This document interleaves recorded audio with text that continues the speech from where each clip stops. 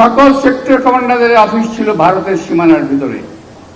একমাত্র শহীদ রাষ্ট্রপতি জিয়া রহমানের অফিস ছিল বাংলাদেশের অভ্যন্তরে। আমার যে নতুন প্রজন্ম তারা হয়তো অনেকেই জানেন না, তারা আজকে গল্প শুনতে চান না, ইতিহাসও পড়েন না। শহীদ রাষ্ট্রপতি জিয়া রহমান দেশের স্বাধীনতা ঘোষণা দিয়েছিলেন, এই কথা তো সত্যি। এবং ঘোষণা দিয়ে উনি কি ঘুমিয়েছিলেন? উনি কি করেছিলেন? উনি যুদ্ধ করেছেন।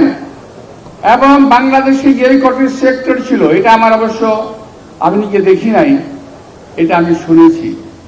এটা আমি যে হাফিজ সাহেব ভালো করে বলতে পারতেন আমার চেয়েতে। উনি শহীদ রাষ্ট্রপতি জিয়া রহমান সাহেবের সঙ্গে যুদ্ধ করেছেন, সঙ্গে ছিলেন।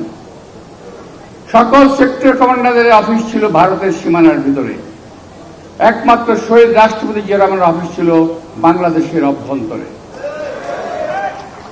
এবং এই বাংলাদেশের অভ্যন্তরে থেকে নিজ হাতে অস্ত্র নিয়ে বাংকারে বসে যুদ্ধ করেছেন, মাঠে ঘাটে যুদ্ধ করেছেন। আমরা তার আজকে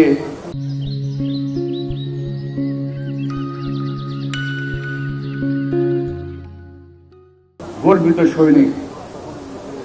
বাংলাদেশে যতজন লোক এখন পর্যন্ত বেঁচে আছেন, তার মধ্যে আমি অন্যতম একজন।